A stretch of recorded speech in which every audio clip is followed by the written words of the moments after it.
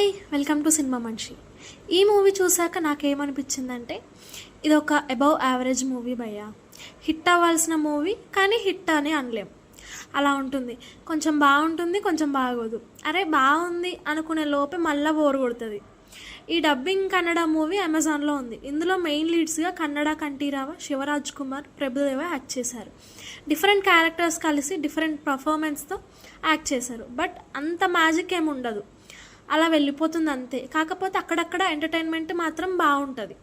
ఇక ఈ movie story చూస్తే జైల్లో శిక్ష అనుభవిస్తున్న ఖైదీలు మన శివన్న, ప్రభుదేవ అదే జైల్లో ఆత్మహత్య చేసుకుంటున్న ఒక ఖైదీని కాపాడతారు. ఈ విషయం తెలిసిన జైలర్ వీళ్ళని పొగుడతాడు. అంతేకాకుండా వీళ్ళకి ఒక టాస్క్ ఇస్తాడు. ఆ టాస్క్ ఏంటి, దాన్ని వీళ్ళు కంప్లీట్ చేశారా, టాస్క్ చేయడానికి వెళ్ళి అక్కడ వీళ్ళు ఏం చేశారు, చివరికి ఏమైంది అనేది ఈ మూవీ చూసి తెలుసుకోవాలి. ఇటువంటి మూవీస్లో ఎంటర్టైన్మెంట్ బాగానే లాగించేస్తుంది. ఎమోషన్ కూడా బాగా వర్కౌట్ అయినప్పుడు ఇది హిట్ కేటగిరీలో వస్తుంది. ఈ సినిమాని డైరెక్ట్ యోగిరాజు ఒక డిఫరెంట్ ప్యాటర్న్లో తీయాలని ట్రై చేసి కొంతవరకు సక్సెస్ అయ్యాడని చెప్పొచ్చు. గుంటనక్క లాంటి ఇద్దరు హీరోలు ఒక ఎమోషనల్ టాస్క్ చేయడానికి ఒప్పుకోవడం డిఫరెంట్గా అనిపిస్తుంది. అక్కడికి వెళ్ళిన తర్వాత అది చాలా దూరం సాగుతుంది. అలా గడిచే టైంలో కొద్దిగా బోర్ అనిపిస్తుంది. అయితే గుంటనక్కల నుండి హీరోల క్యారెక్టర్గా డ్రివెన్ మాత్రం బాగా చూపించాడు.